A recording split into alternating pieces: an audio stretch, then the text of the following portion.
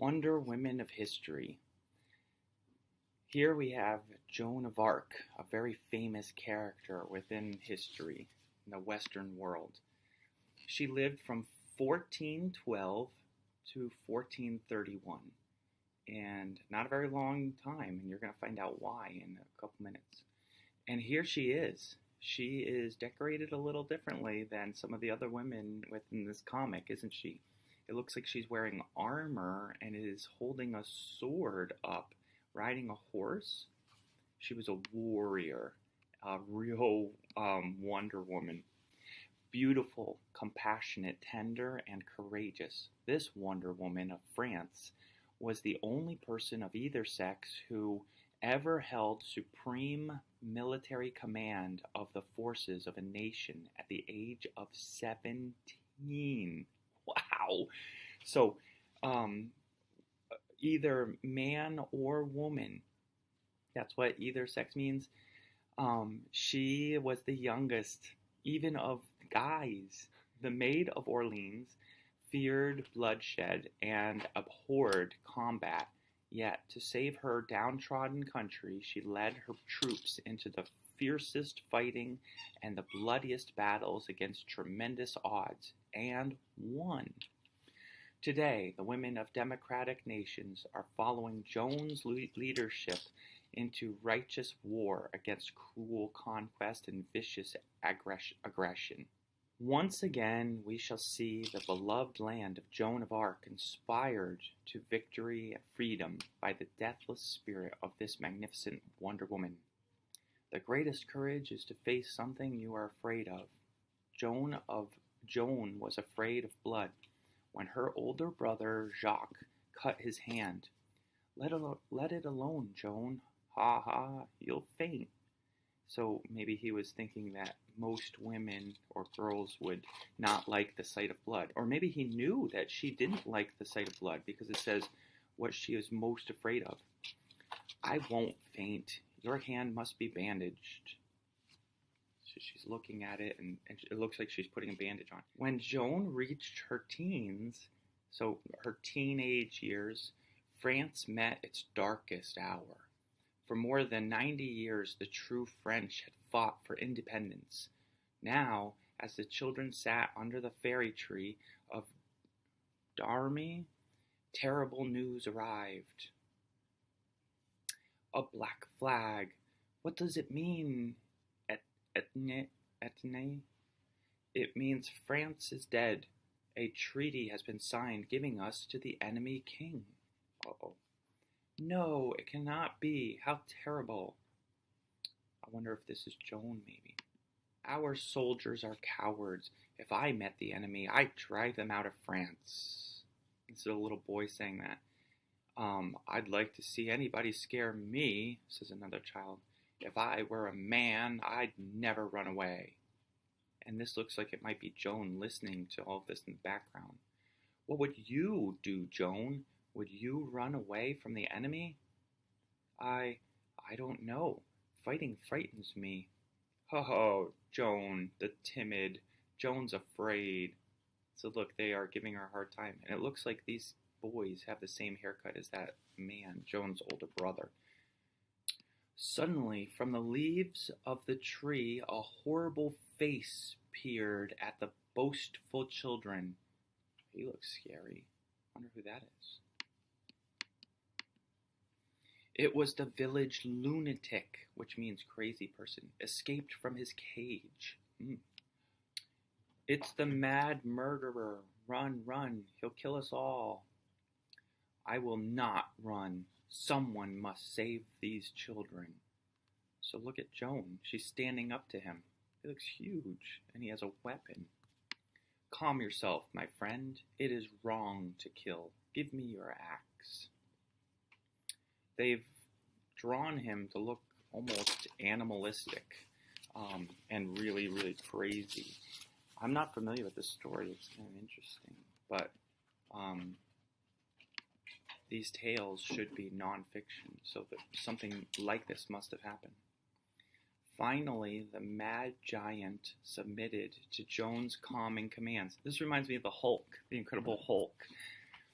Ah, nom de Dieu.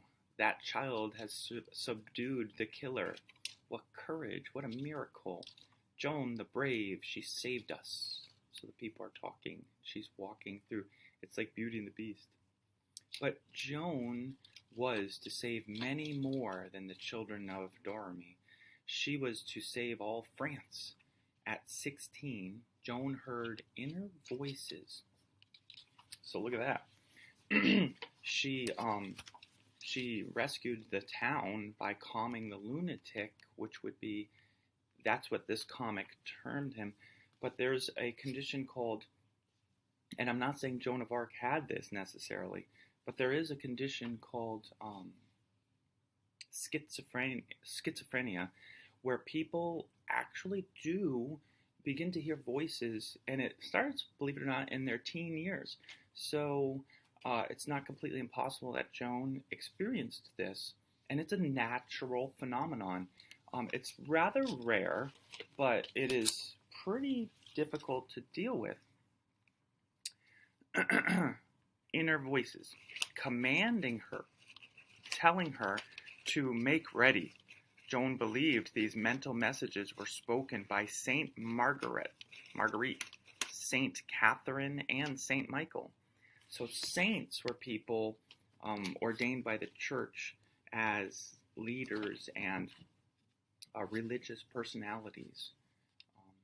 You must lead your country's armies, free France, and crown the king at Rheims. Oh no, I'm afraid. I'm so young. I shrink from the thought of war.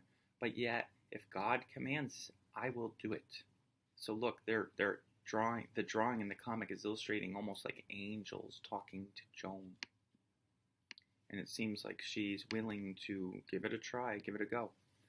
Commanded by her, quote, voices, and this is the story. I mean, this was a long time ago, so they've written about her since, like after the fact, how they interpreted the situation. So, commanded by her voices to go to Vauclers and see the governor, Joan persuaded her indulgent uncle to accompany her. Indulgent means like helpful. She begged the governor to give her men at arms to fight her way through enemy territory to the king. Men at arms would be like soldiers. So she begged the governor to give her soldiers, people who would work and fight for her so that they could fight through the territory, the land that was being occupied by the enemy, so that she could get to the king and talk to the king. God has appointed me to save France. Please help me reach the Dauphin. This girl is mad, like crazy. Take her home and whip her soundly. Oh, what? So this is back in the day when perhaps this was an action that might have been appropriate. Of course, no longer. Yeah, yes, my lord. So here's her uncle, who's supposed to be backing her up. But Joan returned again and again, so over and over. Oh, hurry, give me men. We wasted time here today while the battle was lost at Orleans. What? At Orleans? Your voices can't know that. News won't get here for days. So look, it seems like she's being told by these voices that what's happening in other places in France. That might give her. So knowing of the news in other areas without being feasible gave Joan of Arc credibility, and they started to, like the leaders, the governor started to believe maybe there's something to this girl. When news did arrive, the governor rushed to Joan's humble lodging. Sacre bleu, you are a prophetess. Prophetess would be somebody who can tell the future or knows more than what's humanly possible. A great battle was lost. I'll give you men. Hurry to the king. At once, governor. Joan, who had never worn armor nor been in battle, led her men by sheer courage through furious skirmishes. Skirmishes would be like little battles with the enemy. for God and the Virgin of Vaucluse. So that's like what they were fighting for, like they would say an oath. Reaching the royal castle, Joan was promised audience with the king, whom she had never seen. And she's just like a girl, 16-year-old girl from a town in France. There's His Majesty. Make your obeisance. What mockery is this? That's not the king. She knew that this wasn't the king. Someone dressed up as the king. Scanning the faces of the courtiers, Joan knelt unhesitantly before a man in modest dress, someone who was dressed just like a commoner, or at least a normal courtier, not a king. You are the man I am sent by God to lead your armies. Amazing! How could this child know me? So she almost miraculously, superhumanly, was able to tell that this was the king. And you know why they would do that? Is because if Joan of Arc or whoever she was with was sent to the king in order to assassinate or kill the king, she would have killed this guy. Now, that puts this guy in a hot seat, right? But at least the king wouldn't have died. That's why they would have done that kind of thing. But she knew who the king was, like with her superpowers. After months of debate, finally appointed commander-in-chief of France's armies, Joan led an attack that no general dared attempt and raised the siege of Orleans. So look at her. She is right out in front, riding this horse with a javelin in front of her. And they were probably like, well, you know what? Let's let this crazy lady give it a go. Nobody else can do it, and nobody else wants to do it. So what happened? Down the long road to Reims, Joan drove superior enemy forces, superior mean like much greater forces than hers, drove them, forces who were completely demoralized by fear of the maid's magic. Maid would be the woman, her magic, and they were afraid of her. So they drove her back, or she drove them back. In 10 weeks, Joan recaptured territory, land that had taken the enemy 90 years to conquer, and crowned the king at Reims. So this wasn't the king of France. This would be Reims, another location. Joan helped him to receive his crown. My mission is accomplished. France is yours.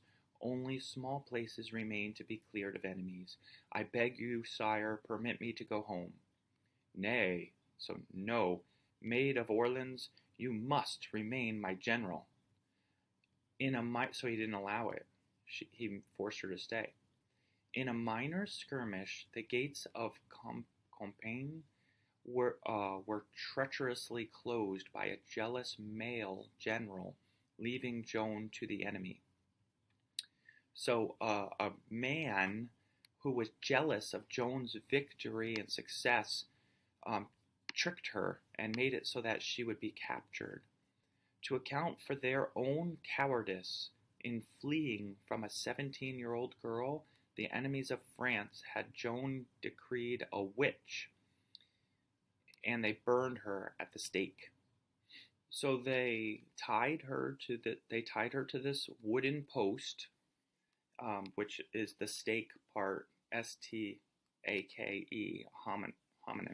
homophone, and it was the enemies of France who felt they were embarrassed that they had lost their wars to an army that was led not by a man, which was typical, but by a woman from France, and a young woman too, 17 years old.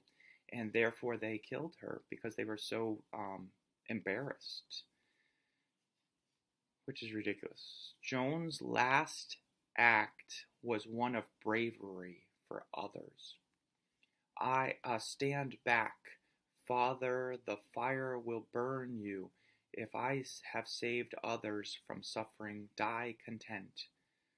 So I guess father, this wasn't her like natural father. This was the father of the church, a priest who was holding up this cross as like a religious service for Joan of Arc. And she's saying, don't get any closer, Father. I don't want you to be hurt, even though I'm being hurt. Joan of Arc's body perished, which means was destroyed, in the fire of martyrdom, which means to die for something, a cause. But her spirit never died. The church made her a saint, and her adoring countrymen regarded Joan as their symbol of deathless courage throughout the centuries. And, inspired by the dauntless courage of this Wonder Woman of the ages, France and all the other Nazi-dominated countries of Europe will soon arise again, free and independent nations. So this comic was written right after, perhaps even actually during the end of World War II, while it's still happening. That's why it talks about Nazi domination. So the countries that were being dominated by the Nazis of the time, this comic is saying they will rise again with the help of the Allied forces, and they will experience freedom.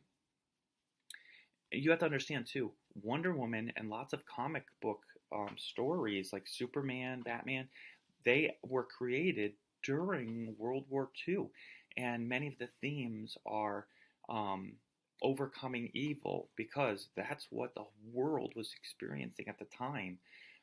The Nazis were trying to conquer the whole world and spreading some pretty evil ideas and thoughts. So that's what the writers of this comic and many other comics were trying to communicate, how bad that was, and how even a 17-year-old woman, as amazing as it is, could do something as great as this in order to help her nation. And they were kind of calling for other people to help. And even teenagers, because comics were written, the audience for comics was teenagers. I hope you enjoyed this amazing story, and you might want to do some more research to learn more about this inspiring woman of France, Joan of Arc.